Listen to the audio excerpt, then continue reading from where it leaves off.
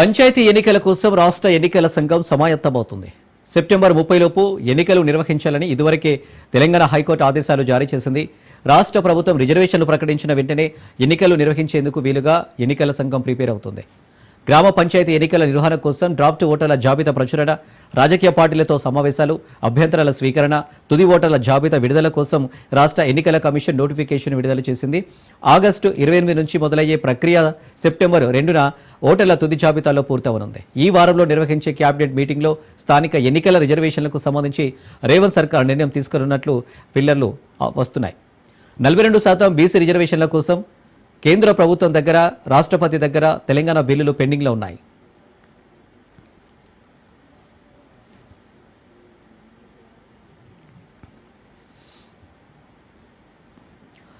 ఈ నెల 30 నుంచి తెలంగాణ అసెంబ్లీ సమావేశాలు ప్రారంభం కానున్నాయి. 3 రోజుల పాటు అసెంబ్లీని నిర్వహించే యోచనలో ప్రభుత్వం ఉంది. ఈ నెల 29న ముఖ్యమంత్రి రేవంత్ రెడ్డి ఆధ్వర్యంలో కేబినెట్ సమావేశం నిర్వహించి ఆ తర్వాత రోజు నుంచి అసెంబ్లీ సమావేశాలు నిర్వహించనున్నారు. కాళేశ్వరం కమిషన్ నివేదికపై అసెంబ్లీలో చర్చించనున్నారు.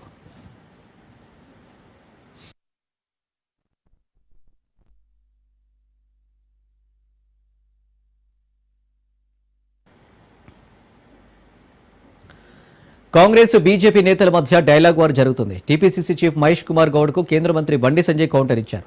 ఓట్ల చోరీ ఆరోపణలు అర్ధరహితమని విరుచుకుపడ్డారు. 30 ఏళ్లుగా ప్రజాప్రతినిధిగా ఉన్నారని, వార్డు మెంబరు కాని వాళ్ళు కూడా విమర్శించడం సరికాదన్నారు. కరీంనగర్ ప్రజలను మహేష్ గౌడ్ అవమానించారన్నారు. ఓట్ల చోరీ జరిగితే తెలంగాణ, కర్ణాటకలో కాంగ్రెస్ గెలిచేదా అని ప్రశ్నించారు.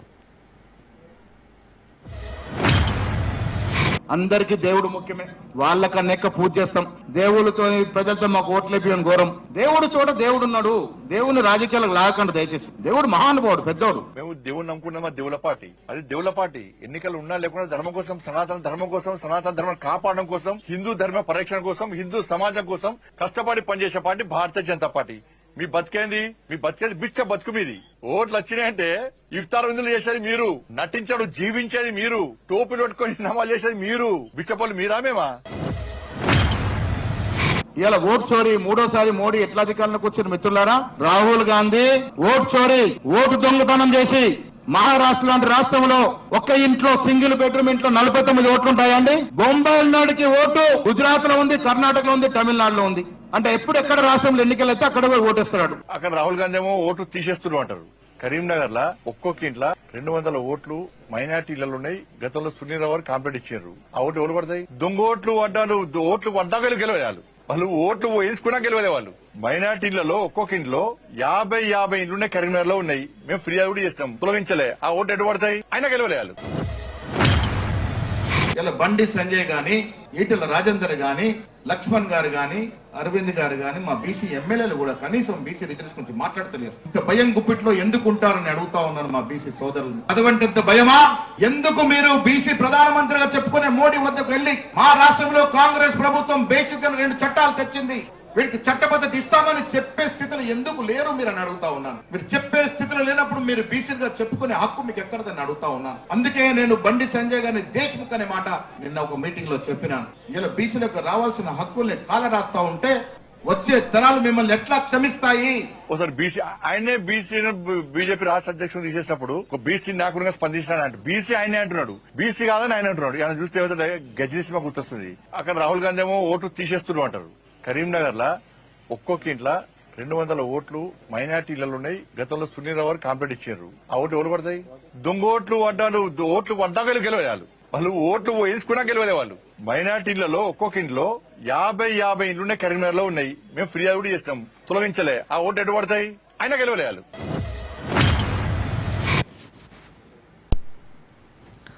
తెలంగాణ బీజేపీ కీలక నేత చేవల ఎంపీ కొండా విశ్వేశ్వరరెడ్డి కీలక వ్యాఖ్యలు చేశారు. బీజేపీ రాష్ట్ర సంస్థాగత కార్యదర్శి చంద్రశేఖర్ తివారికి ఫుట్బాల్ గిఫ్ట్గా ఇచ్చారు. అనంతరం కొండా విశ్వేశ్వరరెడ్డి మీడియాతో మాట్లాడారు. పార్టీలో కొందరి వ్యవహార శైలిపై అసంతృప్తి వ్యక్తం చేశారు. కావాలని తనను టార్గెట్ చేసి తనతో ఫుట్బాల్ ఆడుకుంటున్నారని ఆవేదన చెందారు.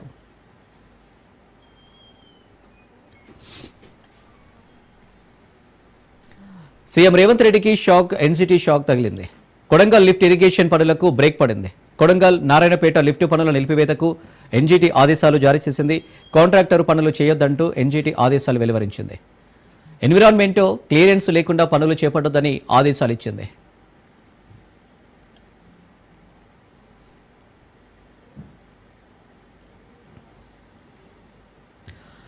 ఎల్బీనగర్ బీజేపీ కంటెస్టెడ్ ఎమ్మెల్యే సామా రంగారెడ్డిపై పోలీస్ కేసు నమోదైంది. ఓ ఫ్యామిలీ పంచాయతీలో జోక్యం చేసుకుని బెదిరింపులు, దాడులకు దిగినట్లు సామా రంగారెడ్డిపై పోలీసులకు ఫిర్యాదు అందింది.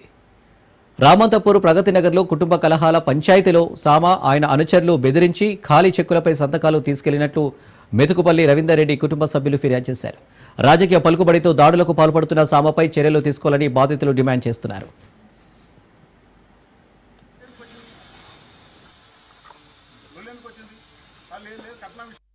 నా పేరు మెతుకుపల్లి రవీందర్ రెడ్డి, ప్రగతి నగర్ వాస్తవంలో. నా కొడుకు పెళ్లి 2024 ఏప్రిల్ 21న రిత్విక్ రెడ్డి ఆకాంక్ష రొక్కం గండిగూడ వాస్తవంతో మ్యారేజ్ అయింది.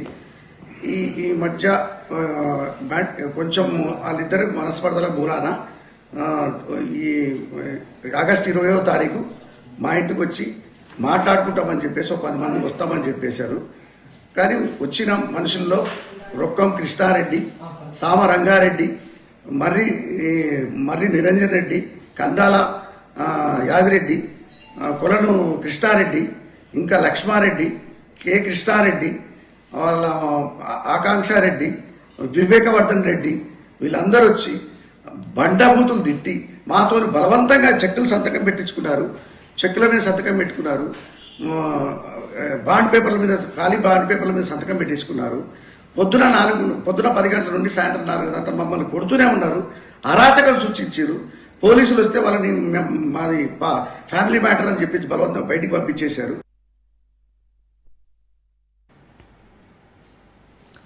భారత రక్షణ శాఖ చరిత్రలో కొత్త అధ్యాయాన్ని సృష్టిస్తూ 2 భారీ యుద్ధ నౌకలు నౌకాదళ అమ్ముల పొదిలో చేరాయి. నీలగిరి తరహా ఆధునిక యుద్ధ నౌకలలో కీలకమైన ఐఎన్ఎస్ హిమగిరి, ఐఎన్ఎస్ ఉదయగిరి సమర్థవంతమైన సాంకేతికతతో తయారై విశాఖపట్నం వేదికగా జాతికి అంకితమయ్యాయి.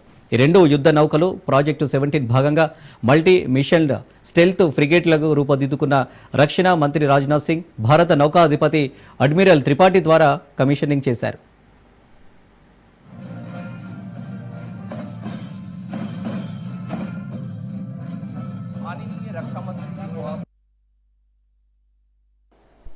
प्रधानमंत्री जी के नेतृत्व में हमारी सरकार ने भी यही समझा है और डिफेंस सेक्टर में रिसर्च एंड डेवलपमेंट को प्रायोरिटी दी है। पहले जो हाई टेक इक्विपमेंट सिर्फ गिने चुने देशों के पास थे, अब हम खुद उसे डिजाइन और मैन्युफैक्चर भी कर रहे हैं।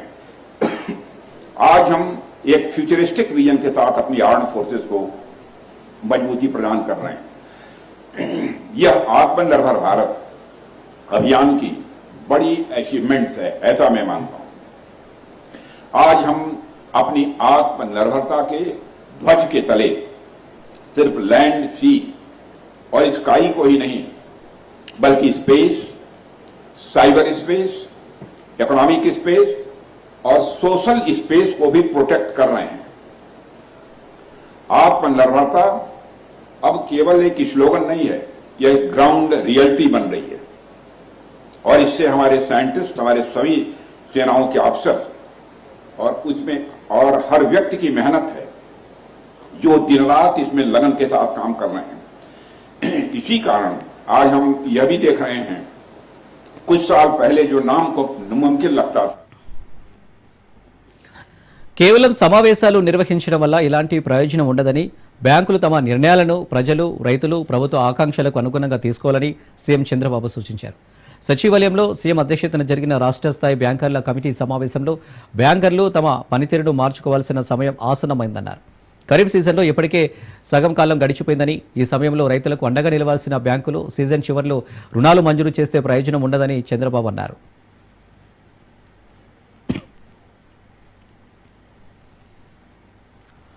విశాఖ స్టీల్ ప్లాంటు ప్రైవేటీకరణను అడ్డుకోవడంలో టీడీపీ కూటమి సర్కార్ విఫలమైందని వైసీపీ ఆరోపిస్తుంది. స్టీల్ ప్లాంటు కాపాడుకునేందుకు అనుసరించాల్సిన వ్యూహంపై వైసీపీ సమాలోచనలు చేస్తుంది. మాజీ సీఎం జగన్ రెడ్డితో శాసన మండలి విపక్ష నేత బొత్స సత్యనారాయణ తాడపల్లిలో భేటీ అయ్యారు.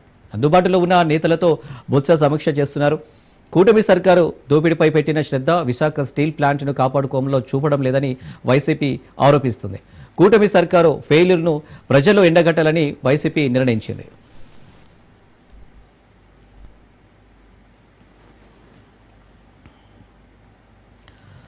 ఐఏఎస్ అధికారి శ్రీలక్ష్మిపై వైసీపీ నేత భూమన కరుణాకర్ రెడ్డి తీవ్ర విమర్శలు చేశారు. టీడీఆర్ బాండ్ల కుంభకోణంలో ఆమె పాత్ర ఉందని ఆరోపించారు. పురపాలక శాఖకు గతంలో శ్రీలక్ష్మి నేతృత్వం వహించడం వల్లే టీడీఆర్ బాండ్ల కుంభకోణం జరిగిందన్నారు. ఆమెకు డబ్బులు సంపాదించడమే తప్ప ఏ నైతిక విలువలు లేవన్నారు. ఆవిడ చేసే ఉద్యోగం ఏంటి, వచ్చే జీతం ఎంత, ఆమె ఆడంబరాలకు పెట్టే ఖర్చు ఎంత అని ప్రశ్నించారు.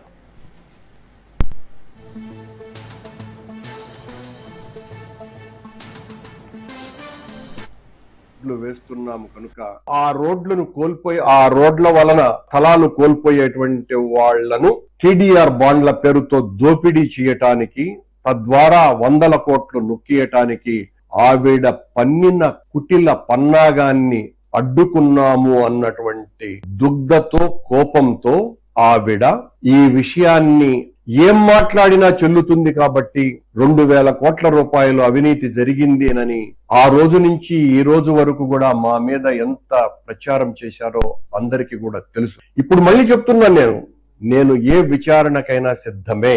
1 రూపాయ అవినీతి మేము చేసి ఉండినా మేము దేనికైనా కూడా ఆ శిక్షకు బద్దులమై ఉంటామనని. కానీ ఈ అవినీతి అధికారిని గత 30-35 సంవత్సరాలుగా తను ఎక్కడ పనిచేసినా 100,000 కోట్ల రూపాయలు లూటీ చేసి చివరకు అత్యున్నత న్యాయస్థానం కూడా మీ నీతి గురించి మాకు చాలా బాగా తెలుసులేనని వెటకారపు మాటలు పడ్డటువంటి అధికారిని. ఓ పూతనకు ఏమాత్రమూ తక్కువ కాదు, లంకిణి కంటే కూడా చాలా విపరీతమైనటువంటి చేష్టలు ఉన్నటువంటిది. ఆవిడ ధరించేటువంటి రోజు ధరించే చీర ఖరీదు కనీసం అంటే 1,50,000 రూపాయలు. ఆమె చేసేటువంటి ఉద్యోగం ఏంటి, ఆమెకు వచ్చేటువంటి జీతం ఎంత, ఆవిడ ధరించేటువంటి చీరల ఖరీదు ఎంత, ఇవన్నీ కూడా. ఏపీలో సంచలనం సృష్టిస్తున్న లిక్కర్ స్కామ్ కేసులో నిందితులకు మరోసారి షాక్ ఇచ్చింది ACB court.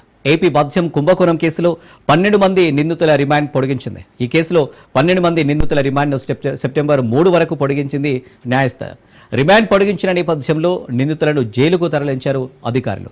Rajampet MP Mithun రెడ్డిని రాజమండ్రి సెంట్రల్ జైలుకు తరలించగా 9 మంది నిందితులను విజయవాడ జిల్లా జైలుకు, మరో 2 నిందితులను గుంటూరు జైలుకు తరలించారు అధికారులు. లిక్కర్ స్కామ్ కేసులో సిట్టు దాఖలు చేసిన ఛార్జిషీట్ల మీద అభ్యంతరాలు వ్యక్తం చేసింది. 2 ఛార్జిషీట్లలో 21కి పైగా అభ్యంతరాలు తెలిపారు న్యాయమూర్తి.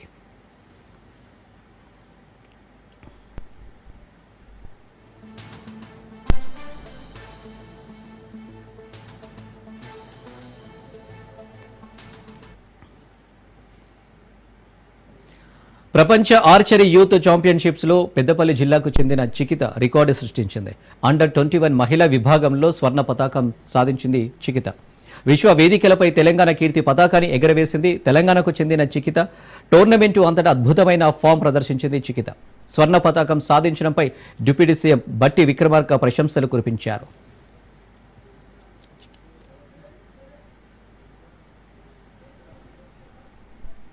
నంద్యాల జిల్లా నందికొట్కూరు మండలంలోని ఏడీఏ కార్యాలయం ముందు రైతులు ఆందోళనకు దిగారు. యూరియా సప్లై చేయడం లేదని ధర్నా చేపట్టారు. నందికొట్కూరు ఎమ్మెల్యే గీతా జయసూర్య గ్రామమైన అల్లూరికి మాత్రం యూరియా లారీలు సప్లై చేస్తున్నారని, తమ గ్రామాలకు ఎందుకు సప్లై చేయడం లేదని నిరసనకు దిగారు. ప్రభుత్వం ఇప్పటికైనా మొద్దు నిద్ర వేడి అన్నదాతలను అన్ని విధాలా ఆదుకోవాలని డిమాండ్ చేస్తున్నారు.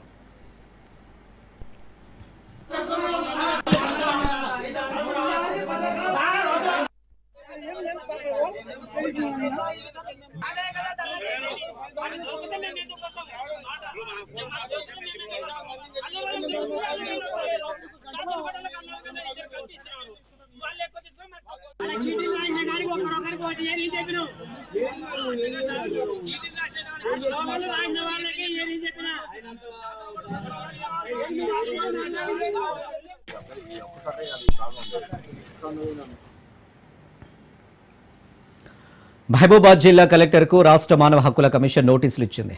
మరిపేడ మండలం మల్లమ్మకుంట తండాకు చెందిన వృద్ధ రైతు యూరియా కోసం క్యూలైన్లో నిలబడి సొమ్మసిల్లి పడిపోయాడు. దీంతో వృద్ధ రైతుకు తీవ్ర గాయాలయ్యాయి.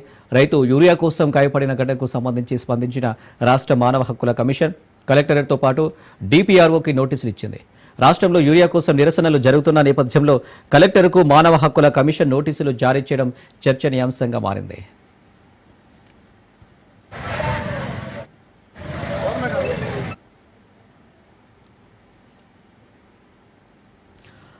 యానంలో గ్యాస్ లీక్ కలకలం రేపింది. యానం సమీపంలోని దర్యాలతిప్ప వద్ద సముద్ర తీరంలో గోదావరి నదిలో మరోసారి గ్యాస్ లీకేజీ సమస్య తలెత్తింది. ఐలాండ్ నెంబర్ 3 మీదుగా వెళ్లిన చమురు సంస్థల పైప్లైన్ నుంచి గ్యాస్ లీక్ అవుతున్నట్లు స్థానికులు గుర్తించారు. సీఎం చంద్రబాబు ఈ ఘటనపై అధికారులతో చర్చించినప్పటికీ సమస్యకు పరిష్కారం లభించలేదంటున్నారు. గ్యాస్ లీకేజీ ఘటనలు పలుమార్లు జరుగుతున్నప్పటికీ చమురు సంస్థలు తగు జాగ్రత్తలు తీసుకోవడం లేదని స్థానికులు ఆగ్రహం వ్యక్తం చేస్తున్నారు. ఈ సమస్యకు త్వరితగతిన శాశ్వత పరిష్కారం చూపాలని వారు డిమాండ్ చేస్తున్నారు.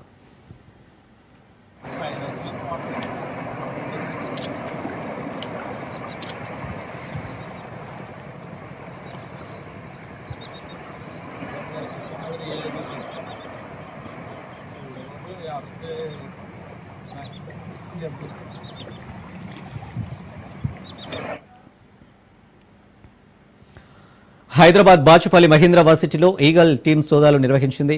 శ్రీ మారుతి కొరియర్ ద్వారా ఢిల్లీ నుంచి డ్రగ్స్ సరఫరా అయినట్లు నిర్ధారించారు. గతంలో నైజీరియన్ నిక్ నుంచి MDMA కొనుగోలు చేసి పలు పబ్స్లో విద్యార్థులు పార్టీ చేసుకున్నట్టు గుర్తించారు.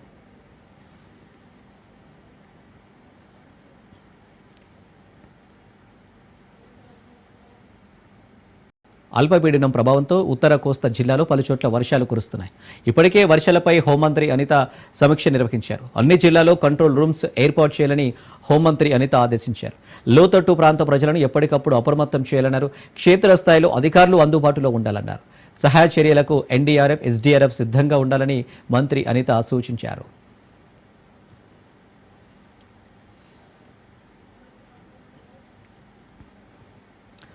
బీహార్లో రాహుల్ గాంధీ ఓటర్ అధికార యాత్ర కొనసాగుతుంది. యాత్రలో తెలంగాణ సీఎం రేవంత్ రెడ్డి పాల్గొన్నారు. రేవంత్ రెడ్డితో పాటు డిప్యూటీ సీఎం భట్టి, TPCC అధ్యక్షుడు మహేష్ కుమార్ గౌడ్, మంత్రులు ఉత్తమ్, సీతక్క, పొన్నం, పొంగులేటి పాల్గొన్నారు. బీహార్లో ఓట్ల తొలగింపుపై రాహుల్ పోరాటం చేస్తున్నారు. ఓటరు జాబితాలో అక్రమాలను ఎండగట్టడానికి, ఓటు హక్కును కాపాడేందుకే యాత్ర చేపట్టినట్లు రాహుల్ తెలిపారు.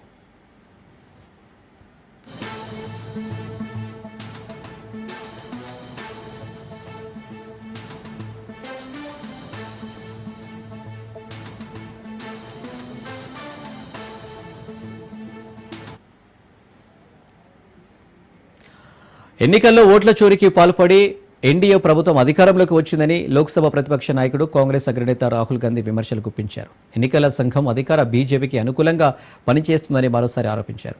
ఎన్నికలు ఎప్పుడు జరిగినా వాటి తేదీని ఎన్నికల కమిషన్కు బదులుగా బీజేపీ నిర్ణయిస్తుందని రాహుల్ గాంధీ తీవ్ర ఆరోపణ చేశారు. ఓట్ల చోరీపై ప్రధాని నరేంద్ర మోదీ, కేంద్ర మంత్రి అమిత్ షా ఎందుకు ఒక్క మాట కూడా మాట్లాడట్లేదని ప్రశ్నించారు. कुछ साल पहले आपको बताता हूं चुनने का क्या तरीका है. चुनने का तरीका है प्रधानमंत्री डिसाइड करता है इलेक्शन कमिश्नर कौन बनेगा. वहां पे विपक्ष के नेता को बैठा देते हैं. वो सीधा कहते हैं भैया हमें लग रहा है कि इस आदमी को बनना चाहिए, विपक्ष का नेता रोक नहीं सकता. फिर 2023 में, भैया शांत हो जाए, 2023 में बीजेपी ने एक नया कानून बनाया. कोई केस नहीं लगाया जा सकता है. आप सोचिए 2023 तक इलेक्शन कमीशन और इलेक्शन कमिश्नर पर केस किया जा सकता था. 2023 में छुपे छुपे बीजेपी ने कानून बदला. नया कानून कहता है कि इलेक्शन कमिश्नर पर कोई जुडिशियल कार्रवाई नहीं की जा सकती, कोई केस नहीं लगाया जा सकता. अब आप पूछिए अपने आप से कि ये कानून क्यों बनाया गया? चोरी करवाने के लिए, कि ये लोग बिना डरे चोरी कर पाए. तो महाराष्ट्र में इन्होंने क्या गलती की, ये थोड़ा ज्यादा कर दिया. गलती से ये डरे हुए थे, तो इन्होंने कहा कि भैया महाराष्ट्र का चुनाव है, हरियाणा का चुनाव है, इसको जीतना है. इन्होंने चोरी थोड़ी ज्यादा कर दी, हमने पकड़ ली. జమ్మూ కాశ్మీర్లో వర్షాలు సాధారణంగా మంచు, వర్షం రెండింటి రూపంలో కురుస్తాయి. జమ్మూ కాశ్మీర్లో గత కొన్ని రోజులుగా కురుస్తున్న భారీ వర్షాలు, ఆకస్మిక వరదలు ఆ రాష్ట్రాన్ని అతలాకుతలం చేశాయి. కుంభవృష్టి కారణంగా దోడా జిల్లాలో 4 దుర్మరణం చెందగా పలు ఆస్తులు ధ్వంసమయ్యాయి. 2 వ్యక్తులు తమ ఇల్లు కూలిపోవడంతో ప్రాణాలు కోల్పోయారు. మరో 2 ఆకస్మిక వరదల్లో కొట్టుకుపోయి మరణించారు.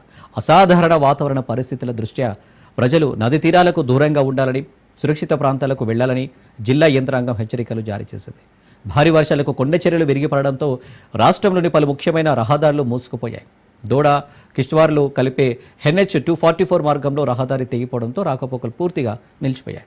శ్రీనగర్ జమ్మూ జాతీయ రహదారి కూడా రాళ్లు దొర్లడంతో మూతపడింది. పర్యాటక ప్రాంతమైన వైష్ణోదేవి ఆలయానికి వెళ్లే మార్గంలో కొండ చర్యలు విరిగిపడి యాత్ర తాత్కాలికంగా నిలిచిపోయింది.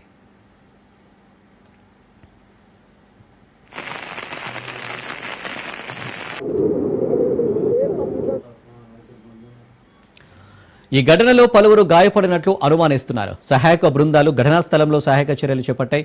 జోజిలా వాసులో కురిసిన భారీ మంచు కారణంగా శ్రీనగర్ లేహ్ జాతీయ రహదారి కూడా మూసుకుపోయింది. రవి వంటి ప్రధాన నదులు ప్రమాదకర స్థాయికి మించి ఉప్పొంగుతున్నాయి. కథువాలో రవి నది పొంగి పొరలడంతో లోతట్టు ప్రాంతాలన్నీ నీట మునిగాయి.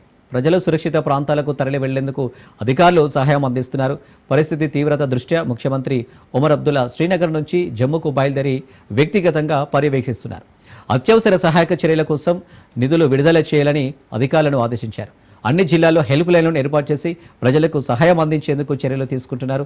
రానున్న రోజుల్లో కూడా భారీ వర్షాలు కురిసే అవకాశం ఉందని వాతావరణ శాఖ హెచ్చరించడంతో అధికారులు అప్రమత్తంగా ఉండాలని ముఖ్యమంత్రి సూచించారు.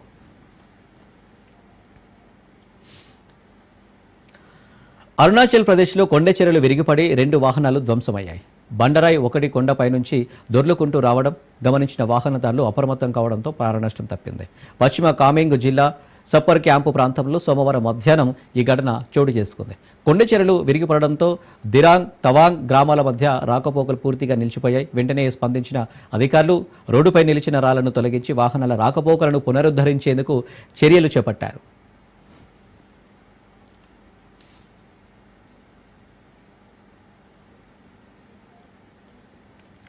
కాగా కొండపై నుంచి రాళ్లు పడుతున్న వీడియో ప్రస్తుతం సోషల్ మీడియాలో వైరల్గా మారింది. రాళ్లను గమనించిన వాహనదారులు వేగంగా వెనక్కి రావడం, తోటి ప్రయాణికులను హెచ్చరించడం వీడియోలో కనిపిస్తుంది.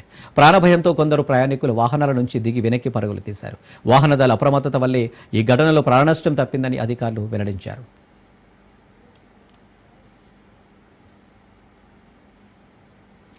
అమెరికా అధ్యక్షుడు డొనాల్డ్ ట్రంప్ మరోసారి వివాదాస్పద వ్యాఖ్యలు చేశారు.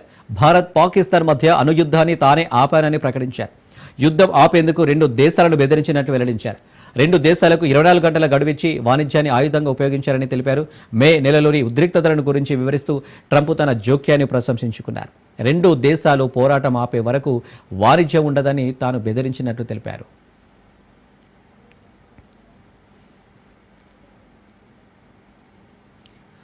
ప్రపంచ దేశాలపై అమెరికా టారిఫ్ల పిడుగు విధిస్తుంది. ఇందులో భారత్పై మరింత ఎక్కువగానే గుర్రుగా ఉన్న డొనాల్డ్ ట్రంప్ సుంకాల మోత మోగిస్తున్నారు. ఇప్పటికే 25% టారిఫ్లు అమలు చేస్తుండగా తాజాగా మరో 25% సుంకాలు విధించేందుకు అంతా రంగం సిద్ధమైంది. రేపటి నుంచి అదనపు 25% సుంకాలు కూడా అమలు చేయనున్నట్లు ఇప్పటికే ట్రంప్ ప్రకటించారు. అయితే భారత్పై 50% సుంకాలు విధిస్తే పలు రంగాలపై తీవ్ర ప్రభావం పడుతుందని ఇప్పటికే కేంద్ర ప్రభుత్వం, నిపుణులు తీవ్ర ఆందోళనకు గురవుతున్నారు. దీనిపై చర్చించేందుకు ప్రధాని మోడీ ప్రధాన కార్యదర్శి నేతృత్వంలోని PMO ఉన్నత స్థాయి సమీక్ష నేడు జరుగుతుంది. ఈ క్రమంలోనే ట్రంప్ టారిఫ్లపై ప్రధానమంత్రి నరేంద్ర మోదీ స్పందించారు.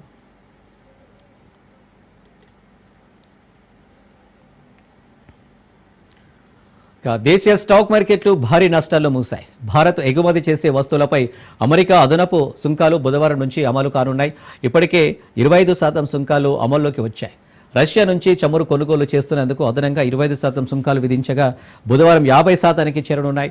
ఈ క్రమంలో సుంకాల ఆందోళన నేపథ్యంలో మార్కెట్లు 1% పైగా పడిపోయాయి. సెన్సెక్స్ 849 పాయింట్ల నష్టంతో 80,786 ముగిసింది.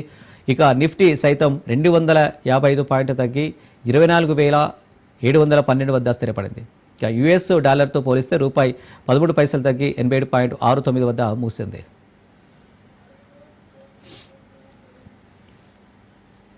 ఇవి అప్డేట్స్. మరిన్ని అప్డేట్స్ కోసం చూస్తూనే ఉండండి రాజ్ న్యూస్.